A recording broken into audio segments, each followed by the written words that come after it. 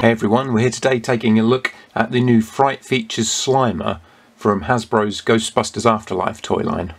Just quickly show the packaging, front and back. It's not all that much to it, just a bit of a logo at the top with the stripes from the car and the Ghostbusters logo showing you the figure.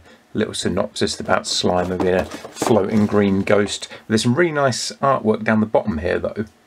And we've seen this on all the packaging for the new figures, and it makes me wish that they'd make a new animated series based more on the movie designs, because I love the more kind of animated style that we see here on the packaging of these figures. And the figures themselves have a kind of cartoony look to them as well. And then here's Slimer. And like I say, he's got this slightly angular, cartoony look to him, which I really like. You push him down like that, and you see he's kind of got slime oozing out of him at the bottom, which serves as a stand, which is quite a clever idea.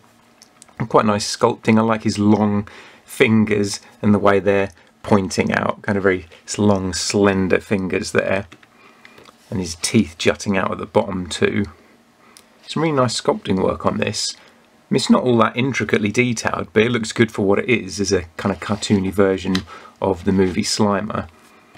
If I move around to the back, you can see there's more kind of oozing effect going down there with the slime melting, and you can see the button on the back there too, and that's what activates his Fright feature. If you press that, you can see he pops up and his mouth falls open, and it's not just that his mouth falls open, the whole stomach area just bulges and breaks open. It's quite disgusting. And then you've got the tongue inside there and a rib cage. And I never imagined Slimer having a skeleton, but I guess he has teeth, so it makes sense that he's got kind of a rib cage and spinal column there. There's some more slime. Just to show you the action feature again, you press the button and he pops up. And if you want to, you can close the mouth and push the head down, but keep the stand extended. But when you do that, the head doesn't quite sit flush, which is a shame. So there's always a little bit of a gap there. Whereas if you push it all the way down, the head does kind of close up more and closes up that gap. And I don't know why it won't stay that way when it's extended, because it really bothers me that there's kind of that gap there.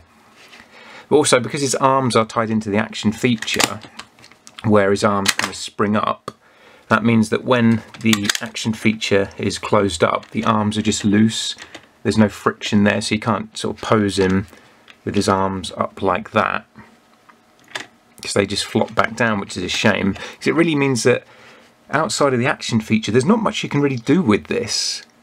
It's kind of really a slave to its action feature, which is a shame. I wish it just had a little bit more to it. Just having that arm articulation would have made a huge difference to me if the arms were a bit tighter at the joint, so that you could have them posed when the action feature isn't being activated. But them flopping down, so there really isn't much you can do with it outside of just displaying it in that one pose, is a shame. Also, there's these odd orange bits of paint down, or pinky orange bits of paint down the bottom there, and I don't know why that is, because when the mouth opens, that bit isn't on show, so it doesn't need to be orange.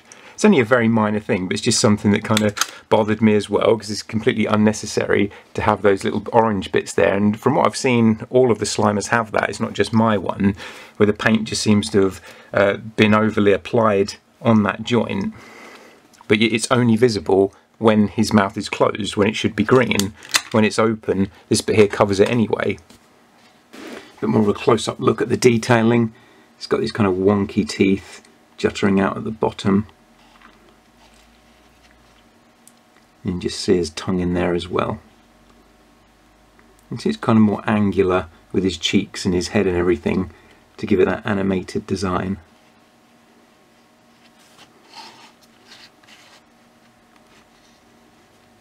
There's some nice sculpting to the slime on the back, just kind of melting down his body. I like how they've designed the stand as well, so it looks like slime that's just kind of melting out of him. They've even sculpted a few bubbles in either side, where the slime's kind of bubbling as it's oozing along the ground. So if we bring in Peter, one of the human figures, you can see that Slimer is really oversized. And this is kind of traditional now. We always get an oversized Slimer in each toy line. In Real Ghostbusters and Extreme Ghostbusters, they make one big Slimer, which is almost the same size as the human figures, and then a smaller one that's more to scale. So see, this one isn't to scale, but it's still a fun Slimer to have. Then here we've got the Real Ghostbusters Slimer and the Extreme Ghostbusters Slimer that side.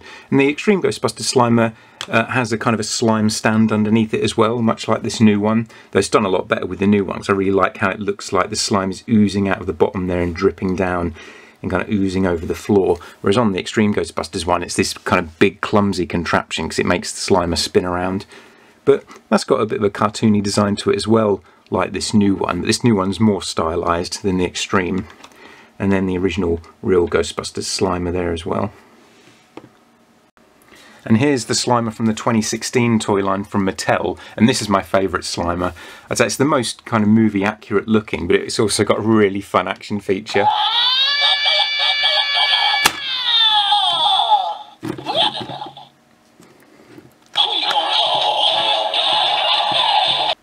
It's just so much fun to play around with. Like, it's huge. I mean, you can see it's a lot bigger than this new one, so it's not to scale with any human figures at all.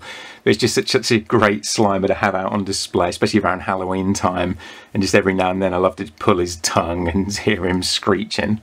And here are some of the smaller Slimers that are more to scale with the human figures from over the years. You've got the Ecto Minis Slimer, the Slime Tub Slimer, and then the Extreme Ghostbusters Slimer down there. And I do like them being smaller and more to scale with the human figures, but because they're only small, they tend to not really have any articulation or anything. And here they are all together, so you can see how it's a slightly different green to all the others, but they're all a bit different. None of them are exactly the same green. They're all different shades. And I do like how vibrant this new one is. It's almost a neon-y green, which suits the cartoony vibe and design of it. So that's just a quick look at the new Slimer from the upcoming Ghostbusters Afterlife toy line. Film I'm really looking forward to, and it's a really fun toy line to have out around Halloween to collect as well and put out on display. So thanks for watching everyone, and I'll catch you next time.